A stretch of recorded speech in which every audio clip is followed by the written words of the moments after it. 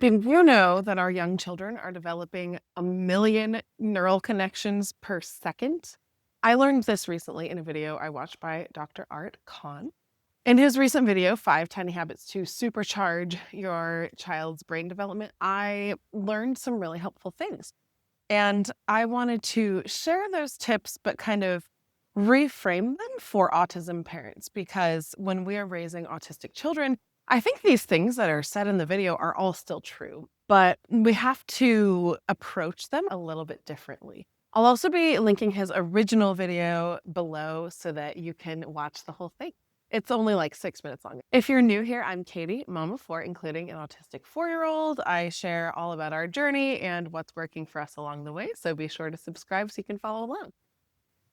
Tip number 1 was the serve and return. So that is basically when your baby or your toddler is babbling, is saying word, you say it back, you smile back, you're constantly doing that back and forth response. The tough things with this when you have an autistic child is they do not do the serving part so readily. That's one of the main early signs of autism. That's one of the main things we noticed in my son when he was just under 18 months old. He wasn't really doing that shared play. So neurotypical children, if they're playing with something, they'll kind of smile at you and look to you for approval, or they'll try to show you, or there's like that desire for that interaction. And oftentimes with autistic children, it just doesn't come as naturally. So what do we do about this as parents of autistic children? One thing is to just take all communication as valid. So instead of just focusing on what's not happening, if your child is hand leading, for example, which is very common with autistic children, especially pre-verbal autistic children, take that communication, mark it as valid. Like, what is it the child is trying to communicate that he or she wants? And we can do more narrating, in particular with autistic children. It's actually helpful with any child to narrate, to label things that are going on in the world. Anything that your child is doing, when we narrate and label for them, that can be a way to engage in the world. I have found it hard sometimes, especially when he was younger, to engage in play, because we have this natural tendency to like ask questions and be like, look, the blue block, look, the red block. And it's not that those things are bad, but it can be discouraging when your child is just not engaging in that. So I think as parents of autistic children, we need to take a step further back and watch our child a little bit more. We need to take a little more time to observe what our baby is doing and then join them in that world. And that's going to look different for every child. It's going to look different for a child who is completely non-speaking versus a child who's pre-verbal.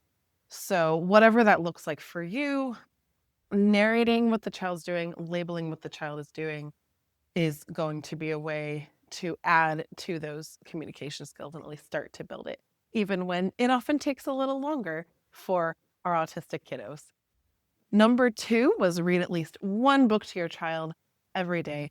And this is something that, of course, is great in theory, but in practice, I often found it really hard when my son was young because he just didn't seem interested in books. There's 2 main things I've done to help engage him more in the books that we are reading. And let me show you some examples. And I'll link these or similar down below. So books that are physically interactive and get the senses going. So this is the Jungle Lullabies book, and you actually can't probably see it on the screen that well, but you follow along. It's indented so that you actually can feel and you follow along as we sing. And for him, the other good thing with this is it responds really well to music. And I know that's a common thing for a lot of autistic children. And so because it's so repetitive and because it's musical, it has Hickory Dickory Dock, Mary Had a Little Lamb, all of that. And I would sing a line and he would sing a line back. So that was when he was talking very little and repeating lines of songs was one of the first ways he was verbally communicating at all. And again, I know there's some kiddos who are non-speaking who are not going to be verbally communicating, but still some kind of interactive book flaps or touch and feel books, things like that might further engage your baby. And the other thing is leaning into special interests. So he loves helicopters. And so we actually have a touch and feel helicopter book as well. And then this one is just photographs, like real pictures, but he really enjoys it. It's simple. Through the book, he'll kind of pretend to read it. He doesn't say the actual words, but he'll almost do like the cadence of our voice, like da da da da da ba da. And then he turns the page. So how can we adapt things like reading so that our child will understand, will want to engage in the reading?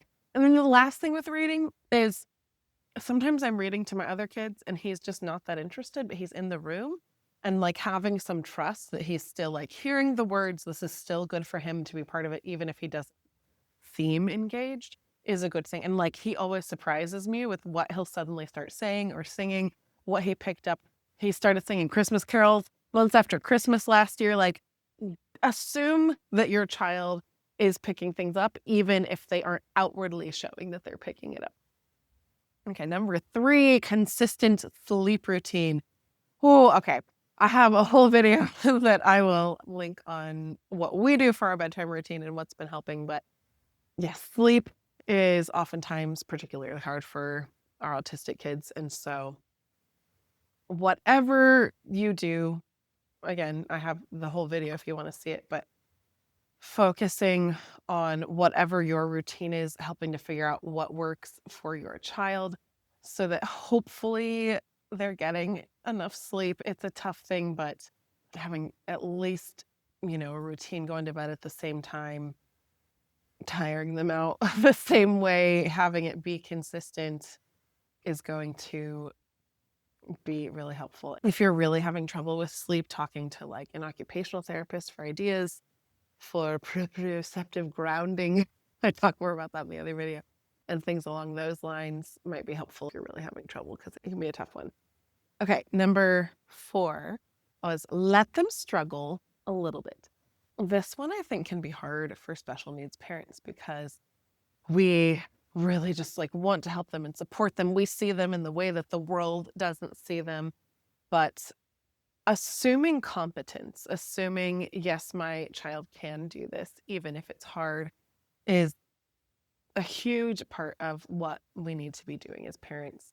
And I think at the same time, we can recognize that their timelines look different. My son potty trained with number 1 at about age 3 with the help of therapists doing it every day with him and showing us what they were doing. And it took until 4.5 to do number 2 on the potty. He was terrified. And I know that's early even for some autistic kids, but like that was a big thing for us. Like, we're going to focus on potty. We're going to do it until it's done. It's, we're going to find a way. And it worked for him, but I know that it's hard. It's a tough one. So whatever the skills are that you're working on, trust and believe that your child can get there, even if it takes a little longer or a lot longer than it would for a neurotypical kiddo. I do want to mention really quick before I get to number 5, I have my free visuals starter pack. I've been using visuals every day with my son, and it's helping us a ton. And if you sign up for that, you'll put your email in. You'll also be signed up for my newsletter. I'll tell you about when my full visual guides are available, as well as the autism songs that my husband and I are working on to help our son with everyday transition and life skills. Number 5 is let them help. Okay, so this one is something that I am still working on with my son. There are certain things he's great at helping with. He loves helping with the laundry, for example. And he does a good job of putting the laundry in the washer and then moving it from the washer into the dryer. He loves to watch it spin. So there's things like that I'm really trying to say, okay, where are these areas where he can help?